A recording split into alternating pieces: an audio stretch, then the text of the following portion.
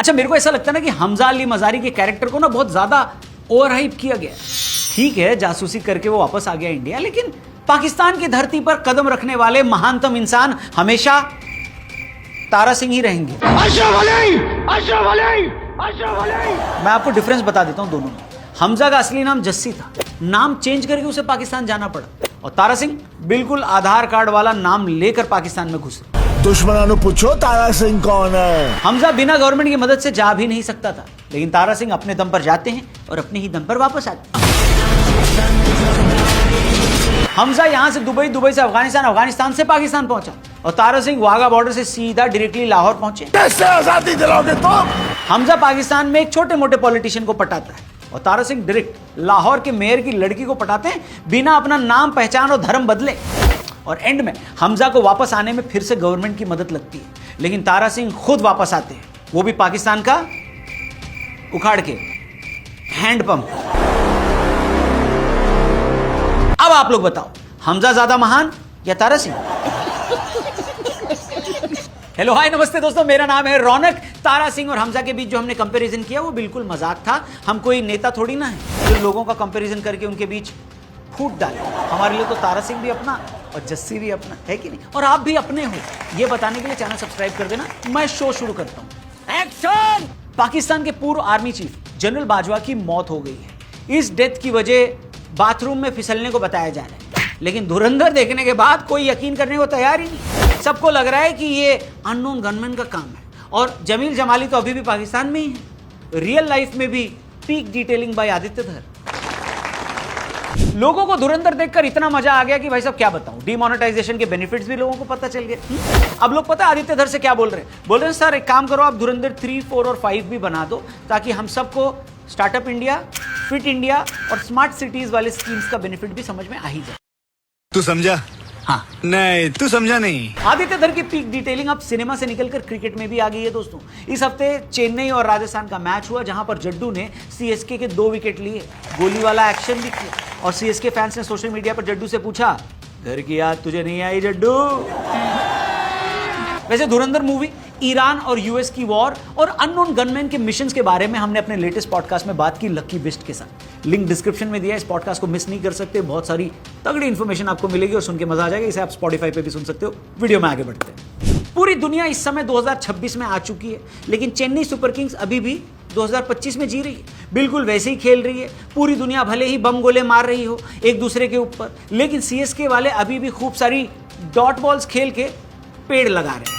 Environment की चिंता सिर्फ चेन्नई को है। धोनी आईपीएल के शुरू में ही इंजर्ड हो गए दोस्तों। इससे धोनी के फैंस बहुत ज्यादा दुखी हैं और ये कह रहे हैं कि मेरा पैर ले जाओ थला, मुझे अपने पैर की कोई जरूरत नहीं है।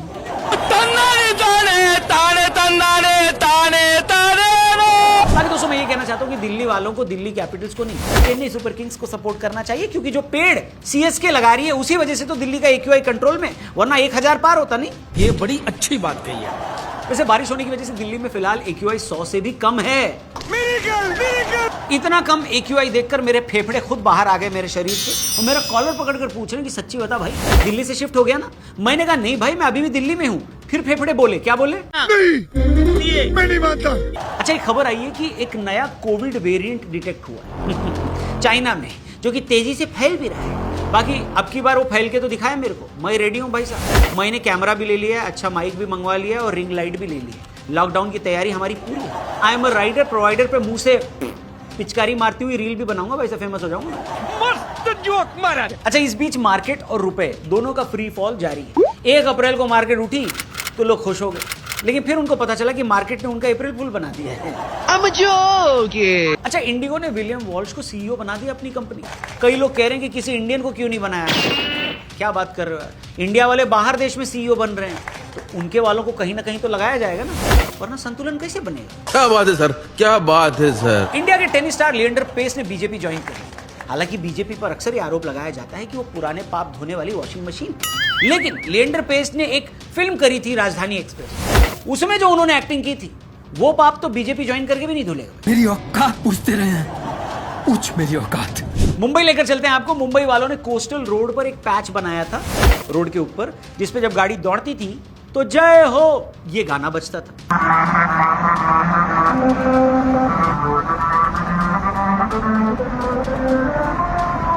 उस वक्त तो इसको बेहतरीन इनोवेशन बताया गया, लेकिन अब आसपास के लोग कंप्लेंट कर रहे हैं कि बहुत ज्यादा ध्वनि प्रदूषण हो रहा है, आवाज आ रही है, इसको बंद किया जाए। अब बताया जा रहा है कि उस पैच को, उस रोड को रात को 10 बजे से लेकर सुबह 6 बजे तक बैरिकेड कर दिया जाए, यानी बंद हो, ताकि उस पर कोई गाड़ी ना दौड़ सके। कोई सेंस है इस बात? मतलब मानना पड़ेगा अथॉरिटीज को। प्रॉब्लम थी नहीं, प्रॉब्लम बनाई गई और उस प्रॉब्लम को सॉल्व करने का क्रेडिट भी लिया जाएगा, वो भी एक और प्रॉब्लम खड़ी करके। कैसे कैसे लोग रहते हैं यार यहाँ पे। राघव चड्ढा की भी बात कर लेते हैं। इन्होंने पार्लियामेंट में पैटर्निटी लीव का मुद्दा उठाया था, जो कि एक बार फिर से वो मुद्दा भी वायरल हो गया, वो भी वायरल हो गया। मतलब जिस हिसाब से राघव चड्ढा जनता के लिए मुद्दे उठा रहे हैं, मुझे तो ऐसा लगता है कि नेक्स्ट वो ये बोलेंगे कि धुरंधर बहुत लंबी है, 2 इंटरवल होना चाहिए। वैसे राघव चड्ढा आम आदमी पार्टी के राज्यसभा में डिप्टी लीडर पोस्ट से हटा दिए गए हैं। मतलब ये तो भाई होना ही था। काहे का सरप्राइज है भाई इसमें? मतलब जब ऑफिस में जूनियर एम्प्लॉय सीनियर एम्प्लॉय से ज्यादा फेमस हो जाए तो सीनियर वाले सारे मिलकर उस जूनियर को तो हटा ही देते हैं। नासा ने आर्टेमिस 2 लॉन्च किया है दोस्तों। 50 साल में ये पहला क्रू मून मिशन है। ये लोग 10 दिन के लिए चांद के आसपास चक्कर लगाकर वापिस आ जाएंगे। अमेरिका वाले भी देखो चांद पे चले जाते हैं, स्ट्रेट ऑफ हॉर्मुज नहीं खुलवा पा रहे। You are a rude, terrible person. वैसे डोनाल्ड ट्रंप ये कह रहे हैं कि स्ट्रेट ऑफ हॉर्मुज खुलवाने की जिम्मेदारी उनकी नहीं है। क्या बात करते हो चाचा, तुम्हारी ये जो भांग मस्ती है ना, उससे पहले स्ट्रेट ऑफ हॉर्मुज खुला ही था, तुमने बंद करवाया, अब जिम्मेदारी किसकी होगी खुलवाने की? बोलो बोलो, टेल। उधर इजराइल वाले कह रहे हैं कि अमेरिका जो ईरान पर ग्राउंड इन्वेजन करेगी वो अकेली करेगी, हम उसका हिस्सा नहीं बनेंगे। क्या बोला तूने? क्या बात है, वाह शैम्पी वाह। मतलब पहले यूएस प्रेसिडेंट साहब हमारे साथ आके लड़ो, और जब यूएस प्रेसिडेंट लड़ रहे हैं तो बीबी नेतन्याहू कह रहे हैं अकेले लड़ो।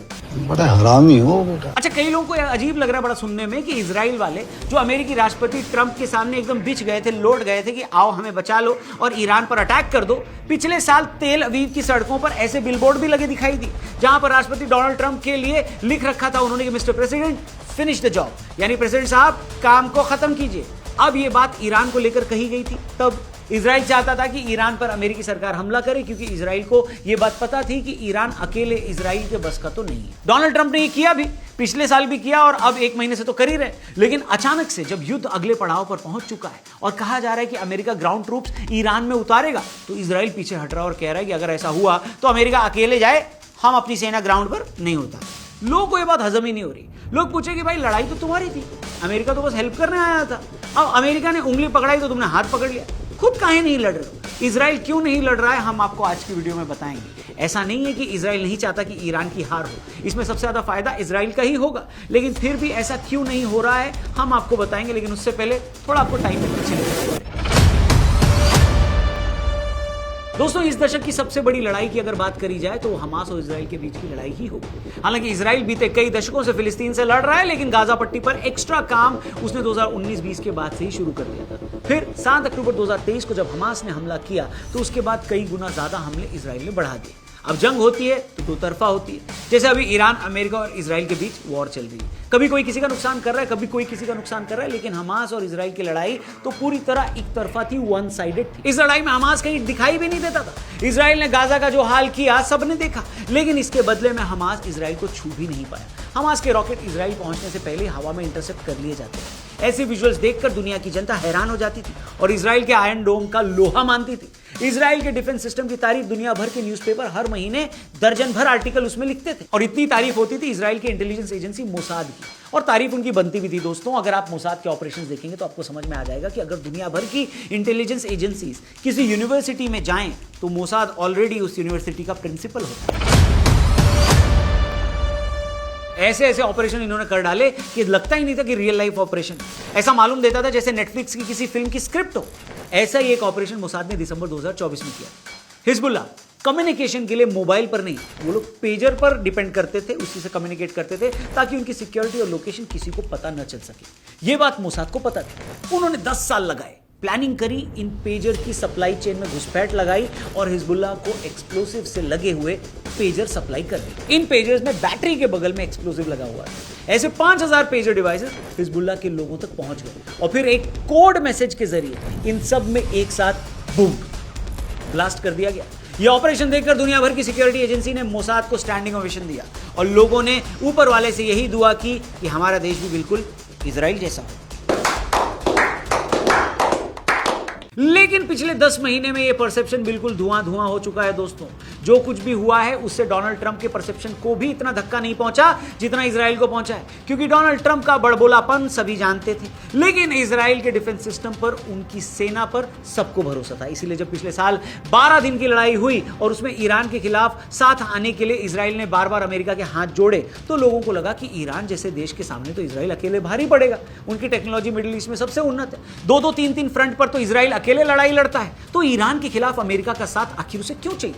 लेकिन पिछले साल के 12 दिन और अभी 1 महीने से जो वॉर चल रही है, उसमें लोगों को पता चल गया कि वाकई में अगर अमेरिका ना होता तो अभी तक इजराइल की बैंड बज चुकी होती। इसकी 2 वजह, बारी बारी से दोनों को समझने की कोशिश करते हैं। अभी तक इजराइल का जो परसेप्शन बना था दोस्तों, वो मॉडर्न दुनिया के हमास, हिजबुल्ला और हुती विद्रोहियों के खिलाफ लड़ाई में ही देखा गया था। उनके रॉकेट इंटरसेप्ट कर लिए जाते थे, हवा में इनके रॉकेट जब तबाह होते थे तो बेहतरीन स्पेक्टिकल बनता था और उसको देखकर लगता था कि इजराइल का आयरन डोम तो अभेद है। लेकिन याद रखिए, हमास, हुती और हिजबुल्ला संगठन थे, इनकी अपनी कोई मिलिट्री नहीं है। बस इनको जो फंडिंग आती थी उसके हथियार से ये लोग इजराइल को परेशान करने की कोशिश करते थे। ये शायद इनको भी पता था कि वो इजराइल को कभी हरा नहीं पाएंगे। दूसरी तरफ ईरान है, जो कि कोई संगठन नहीं बल्कि एक देश है। उसके पास अपनी मिलिट्री पावर है, नेवी है, एयरफोर्स है और बैलिस्टिक मिसाइल्स का बेहतरीन सिस्टम है, जो कि उनके सैंक्शन लगने के बावजूद भी उन्होंने बनाया, और ऐसा बनाया कि इजराइल के डिफेंस सिस्टम उनके सामने फेल हो गए। पिछले 1 दशक में कायदे से ये इजराइल का पहला बड़ा टेस्ट था जिसमें वो फेल हो गया है और अचानक से उनकी जो दशकों की परसेप्शन थी वो खराब हो गई है।